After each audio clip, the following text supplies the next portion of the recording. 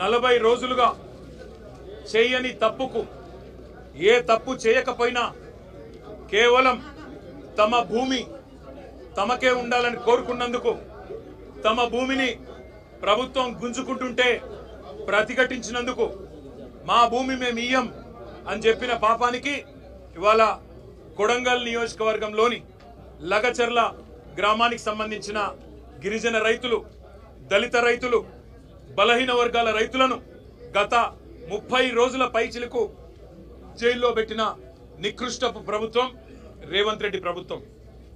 ఎంత అప్రజాస్వామికంగా అంటే తమ భూములు తాము ఇవ్వము అంటే వారి మీద కేసులు పెట్టడమే కాకుండా వారిని 3rd డిగ్రీ టార్చర్ కూడా పోలీస్ కస్టడీలో గురి చేసినారు. అక్కడ ఉండే ఎస్పీ గారికి వీడియో కాల్ చేసి వాళ్ళని కొడుతుంటే ఆయన అక్కడ తిరుపతి రెడ్డి గారు, ఎస్పీ గారు చూసి ఆనందించేలాగా కరెంటు షాకులు పెట్టి 3rd డిగ్రీ టార్చర్ చేసి వాళ్ళని హింస పెట్టింది రేవంత్ రెడ్డి ప్రభుత్వం. ఎంత నికృష్టమైన ప్రభుత్వం అంటే ముఖ్యమంత్రి సొంత నియోజకవర్గంలో రైతులు 35 రోజులుగా జైళ్లలో ఉంటే అది సబ్జెక్ట్ కాదట, అది చర్చనీయాంశం కాదట. కానీ పర్యాటక రంగానికి సంబంధించి చర్చ పెడతానంటున్న సన్నాసి రేవంత్ రెడ్డిని నేను అడుగుతా ఉన్నా, నీకు మనసుందా? నీకు హృదయం ఉందా? నీ నియోజకవర్గంలో నిన్ను ఓటేసి గెలిపించిన ప్రజలు, నిన్ను ఓటేసి ముఖ్యమంత్రిని చేసిన ప్రజలు జైళ్లలో ఉంటే సిగ్గు లేకుండా పర్యాటక శాఖకు సంబంధించి నేనేదో చేస్తాను, పాలసీ పెడతానంటూ ముందుకొస్తున్నావే, సిగ్గుందా అని అడుగుతా ఉన్నా.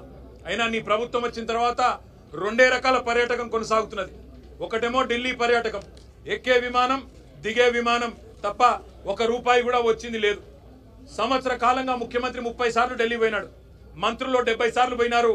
కానీ 100 సార్లు పోయినా 100 పైసలు కూడా తెలంగాణకు తేలేని సన్నాసులు ఈ కాంగ్రెస్ ప్రభుత్వం వాళ్ళు. అదే మాదిరిగా రెండో పర్యాటకం బాగా ఉంది, అభివృద్ధి చెందుతున్నది అంటే జైళ్ల పర్యాటకం. ఎవరు ఈయన మీద మాట్లాడితే వాళ్ళని జైల్లో పెట్టాలా. ఒకవైపు మీరు చూస్తా ఉన్నారు కొడంగల్ రైతులు జైల్లో 35 రోజులుగా. అదే మాదిరిగా సోషల్ మీడియాలో ఎవరైనా పోస్ట్ పెడితే జైలు. ఆఖరికి ఎల్ఎన్టీ లాంటి ప్రముఖ సంస్థ, అంతర్జాతీయ సంస్థ, దాని సిఎఫ్ఓ ఒక్క మాట అంటే మీ ఫ్రీ బస్ వల్ల మా రైడర్షిప్ తగ్గింది అంటే నిన్ను కూడా జైలుకు పంపుతాననే ఒక నియంతృత్వ పోకడ ఏదైతే ముఖ్యమంత్రి రేవంత్ రెడ్డి పోతా ఉన్నాడో ఆయనకు ఒకటే చెప్తా ఉన్నాం. ఇవాళ గిరిజన రైతులు ఎవరైతే కొడంగల్ రైతులు, కొడంగల్ బిడ్డలు సంగారెడ్డి జైల్లో ఉన్నారో, చెర్లపల్లి జైల్లో ఉన్న మా నాయకుడు పట్నం నరేందర్ రెడ్డి, మాకు న్యాయ వ్యవస్థ మీద నమ్మకం ఉంది, న్యాయం లభిస్తుంది. మేము శాసనసభ వేదికగా ముఖ్యమంత్రిని ఒకటే అడుగుతున్నాం, నీ అయ్య జాగీరా తెలంగాణ, నీ అయ్య జాగీరా కొడంగల్, భూమి ఇయ్యా, నా సొంత భూమి నేను ఇయ్యా అంటే జైల్లో పెట్టేందుకు ఎవరు నువ్వు? నియంతవా, రారాజువా, చక్రవర్తివా? ఏమనుకుంటున్నావు నీకు నువ్వు? ప్రజాస్వామ్యంలో అత్యున్నత వేదిక శాసనసభ.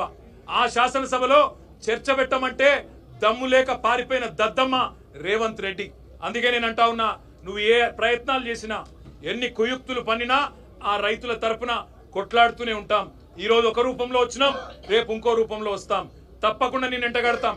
మొన్న ఇక్కడికి మేము నీ అదానితో నీ దోస్తీని ఎండగడుతూ టీ షర్ట్లు వేసుకొని వస్తే శాసనసభలో అడుగు పెట్టనీయలేదు. ఇవాళ లగచర్లలో జరిగిన దాని మీద చర్చ పెడదాం రండి. ఈ అర్ధరాత్రి అరాచకాలు ఏంది? ఎందుకు ఆ గిరిజన ఆడబిడ్డలను దౌర్జన్యం చేసి భయపెట్టే ప్రయత్నం చేస్తున్నావు? మగవాళ్ళను జైలుకు పంపినావు, ఆడబిడ్డలనేమో ఇంటింటికి పోయి హింసిస్తున్నావు, బెదిరిస్తున్నావు అని అడిగితే సమాధానం చెప్పే సత్తా లేని సన్నాసి ప్రభుత్వం ఇవాళ అసెంబ్లీని వాయిదా వేసుకొని పారిపోయే ప్రయత్నం చేసింది. మేము మీ ద్వారా, గౌరవ మీడియా మిత్రుల ద్వారా కూడా రాష్ట్ర ప్రజానికానికి, ముఖ్యంగా కొడంగల్ ప్రజలకి మేము ఒకటే చెప్పదలుచుకున్నాం, మీ తరపున మేమున్నాం, మీ తరపున కేసీఆర్ గారు ఉన్నారు. ఎన్ని రకాల క్షోభ పెట్టే ప్రయత్నం రేవంత్ రెడ్డి ప్రభుత్వం చేసినా తప్పకుండా మీకు అండగా నిలబడతాం. ఇవాళ కేవలం జైళ్లలో పెట్టడమే కాదు, అరాచకం చేస్తా ఉన్నారు. ఈ రోజు కూడా లగచర్లలో ఫార్మా విలేజ్ అనే ప్రతిపాదనను వెనుకకు తీసుకున్నట్టుగా తీసుకొని మరొక వైపు పారిశ్రామిక కారిడార్ పేరిట భూములు గుంజుకునే ప్రయత్నం చేస్తా ఉన్నారు. అక్కడ ఉండే కుటుంబ సభ్యులను, రైతుల కుటుంబ సభ్యులను బెదిరించే ప్రయత్నం చేస్తా ఉన్నారు. ఇంకా కొంతమంది ఎవరైతే పరారీలో ఉన్నారో వారిని ఇంకా కూడా వేధిస్తా ఉన్నారు, వారి కుటుంబ సభ్యులను బెదిరిస్తా ఉన్నారు. ఈ రాష్ట్రంలో జరుగుతున్నది ఒక ప్రజాస్వామ్య ప్రభుత్వమా లేక ఒక నియంత ప్రభుత్వమా, ఒక అరాచక ప్రభుత్వమా అనేది మేము అడుగుతా ఉన్నాం. శాసనసభ వేదికగా తప్పకుండా ఈ ప్రభుత్వాన్ని నిలదీస్తాం, నిజాలు బయటికి వచ్చేంత వరకు. ఈ లగచర్ల ఎందుకు జరిగింది, అసలు అనుముల తిరుపతి రెడ్డి కనుసన్నల్లో అక్కడ పోలీసులు ఎందుకు నడుస్తున్నారు, అనుముల తిరుపతి రెడ్డి కనుసన్నల్లో అక్కడ అధికారులు ఎందుకు పనిచేస్తున్నారు? ఒక రాజ్యాంగేతర శక్తిగా రేవంత్ రెడ్డి అన్న అనుముల తిరుపతి రెడ్డి అక్కడ ఎట్లా ఊరేగుతున్నాడు 200 మంది పోలీసులను పెట్టుకునే విషయాన్ని రాష్ట్ర ప్రజల దృష్టికి తప్పకుండా తీసుకొస్తాం. కొడంగల్ రైతన్నలకు, కొడంగల్ గిరిజన బిడ్డలకు మేము ఒకటే విజ్ఞప్తి చేస్తా ఉన్నాం. న్యాయస్థానం మీద తప్పకుండా మనందరికీ విశ్వాసం ఉంది, న్యాయం లభిస్తుంది. ఇప్పటికే మీరు 35 రోజులు శిక్ష అనుభవించినారు, మీకు తప్పకుండా న్యాయం లభిస్తుంది. మీరు భయపడవద్దు. కేవలం కొడంగల్ ఒకటే కాదు, ఇవాళ మా జహీరాబాద్ ఎమ్మెల్యే మాణిక్రావు గారు చెప్తా ఉన్నారు, అక్కడ న్యాల్కల్లో కూడా గొడవ జరుగుతా ఉంది. అక్కడ కూడా రైతులు మేము భూములు ఇవ్వమంటున్నారు, కానీ అక్కడ కూడా బలవంతంగా గుంజుకునే ప్రయత్నం జరుగుతా ఉంది. అసలు ఈ పరిస్థితి ఎందుకు వచ్చింది? ప్రభుత్వం ఆలోచన చేసుకోవాలి. 14,000 ఎకరాలు గత ప్రభుత్వం సేకరించి పెడితే దాన్ని రద్దు చేసి తిరిగి రైతులకు ఇస్తామని చెప్పింది మీరు. ఫార్మాసిటీ వద్దని చెప్పింది మీరు. ఫార్మాసిటీ రద్దు చేస్తున్నాం, రైతులకు భూములు ఇస్తాం అని అన్నాడు కందుకూరులో, యాచారంలో తిరిగి చెప్పింది మీరు. ఇవాళ ఇటు హైకోర్టును మోసం చేస్తున్నారు, అటు రైతులను మోసం చేస్తున్నారు, జైళ్లలో పెట్టి వారి కుటుంబ సభ్యులను బెదిరించే అప్రజాస్వామిక పనులు చేస్తా ఉన్నారు. తప్పకుండా మీ భరతం రాష్ట్ర ప్రజలు పడతారు, ముఖ్యంగా రాష్ట్ర రైతులు పడతారు. అప్పటిదాకా తప్పకుండా మీ తరపున బీఆర్ఎస్ పార్టీ పోరాడుతూనే ఉంటుంది.